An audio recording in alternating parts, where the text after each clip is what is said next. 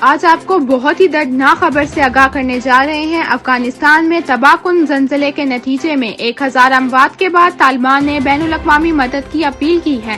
مقامی حکام کے مطابق منگل کی شب آنے والے زلزلے سے 1000 افراد ہلاک اور 1500 زخمی۔ مدد کرنے والوں کا کہنا ہے کہ علاقوں میں کئی گاؤں مکمل طور پر تباہ ہو چکے ہیں، سڑکیں بند اور موبائل فون ٹاور کام نہیں کر رہے۔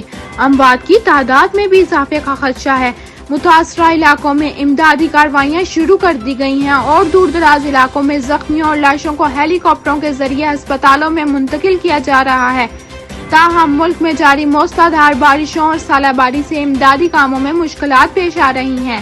ایک افغان شہری نے شدید زلزلے کے بعد تباہی کے مناظر اور صورتحال کو بیان کرتے ہوئے کہا کہ وہ چند ہیلی کاپٹر مدد کے لیے بھیج رہے ہیں۔ یہ واضح نہیں کہ وہ لاشیں منتقل کرنے کے علاوہ